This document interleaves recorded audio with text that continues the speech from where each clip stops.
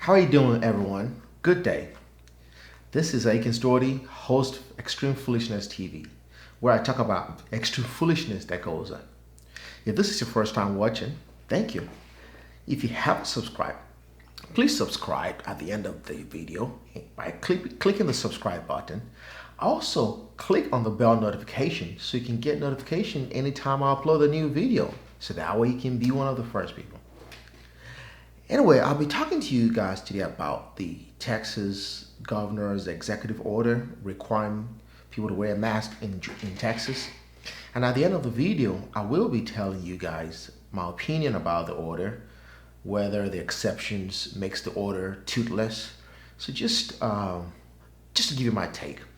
Anyway, Texas Governor Abbott signed an executive order requiring everyone in Texas to wear masks starting July 3rd, 12:01 p.m. There are some exceptions to the people who can wear the mask. Most importantly, if you're disabled, you can't obviously wear the mask. If you work at a poll station or you're voting, you're voting, about to vote, work at a poll station, anything associated with voting, you don't have to wear the mask. If you're a person who oversees a religious gathering like a pastor, preacher, imam, rabbi, or if you're attending a church or religious event, you don't have to wear the mask, even though it's encouraged to wear the mask. If you're going to a protest of less than 10 people, you don't have to wear a mask. If you're going to a protest that has more than 10 people, you don't have to wear a mask if you can social distance and maintain 6 feet from the next person. Also, for large gatherings of 10 or more, there's a proclamation that the governor also did that requires people who want to gather 10 or more people to get permission from the mayor or the county judge or from the authorities, as long as you can comply with social distancing requirements by staying 6 feet away from the other person or wearing a mask. Also, if you're driving the car by yourself, you don't have to wear a mask. If you have passengers who are in the same household as you don't have to wear a mask.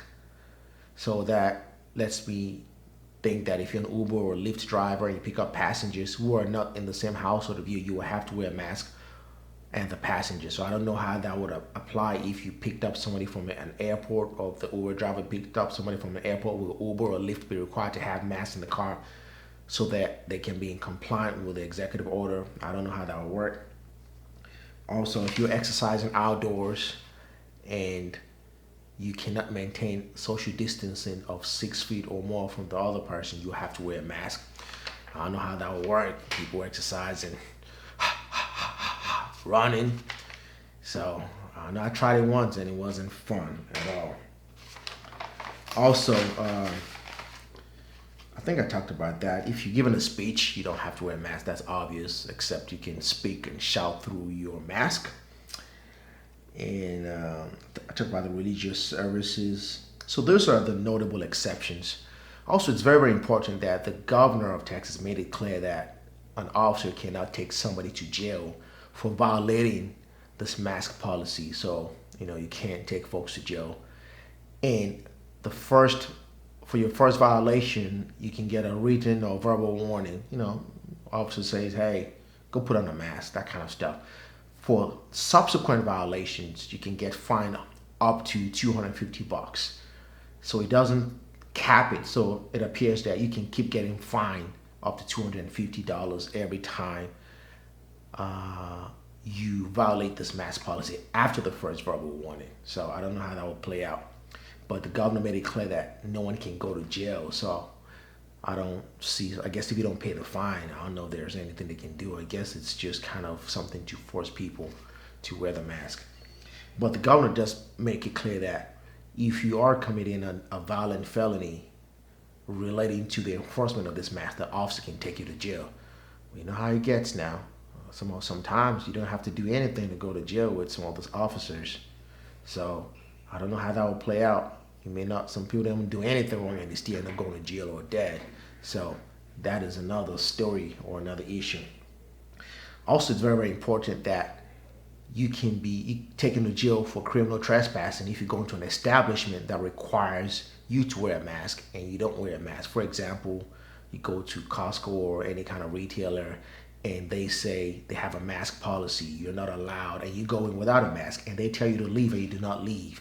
They can call the authorities and they have the authority to arrest you and enforce criminal trespassing charges for you. So you could go to jail for criminal trespassing just because the order says that you'll be fined and you can't go to jail. There are also an exception to an exception now that you can go to jail if you do not comply with the store policy. So if they don't want you there or an establishment, you may have to just leave, So that's the way I take on it. So like I said, I think overall, the mask policy, the executive order, it's not a bad thing. It's a good step in the right direction. The coronavirus is very, very serious. It's spreading. A lot of people are getting it. I know this coronavirus is not a joke. People are not being taken it serious. Sometimes you just have to force people to do certain things. You have to protect them for themselves. A lot of the states were not ready to even reopen in the first place. They want their state to be open for business, but they're not doing the things that will effectuate that goal, i.e. asking people to wear masks. There's a strong correlation between wearing masks and a decrease in the number of coronavirus cases. This is not just a United States thing. This is a global thing. Notable public health experts, doctors, scientists have scientific data that shows that wearing masks can decrease the rate at which coronavirus or COVID-19 spreads. But some people, for whatever reason, ignorance, willful blindness, stupidity, for whatever reason, have chosen not to wear this mask. So I don't know if this mask or this executive order will be met with a lot of resistance. I'm yet to see how that will work once it comes into effect on July 3rd at 12:01 p.m. I really hope people will willingly wear masks so that this coronavirus can be curtailed, because it's a very, very highly contagious virus. So in that front, I think overall the order is a good order. The order tries to balance the competing interest of having people's First Amendment rights to peacefully assemble and protest by allowing people to go to a protest without requiring them to wear a mask. It also tries to balance the competing interest of people's religious liberties to freely worship. The executive order allows people to go to church or their religious establishment without having to wear a mask, or a preacher or anybody overseeing a religious gathering. Also, it balances the competing interest in allowing people to vote, their right to vote, by not requiring masks at polling stations, polling booths, and people who work in polling stations. So that way, election officials who do not want to wear this mask, or people who do not want to wear masks, would not feel like their vote is being suppressed or any kind of voter dilution is taking place. So I think it's a very, very, very, very tough and competing interest to balance, especially in the light of this climate where a lot of people have politicized wearing masks, and a lot of people may just not want to be in compliance. So I think overall the order does a good job in balancing those competing interests, recognizing that a lot of people are not going to like this order, and it doesn't require people to go to jail. It also balances the competing interest in giving business owners the right to create their own business policy. If you're a business owner or a store, you can require your patrons or your shoppers to wear a mask, or you may ask them to leave. So I think overall this is a step in the right directions. Governors of other states who have not implemented a mask policy should take heed and do what the Texas governor has done. Overall, thank you for watching. If you haven't subscribed, please do so and click the bell notification. I'm trying to grow my beard. Follow me. I've been struggling trying to be a member of the beard gang.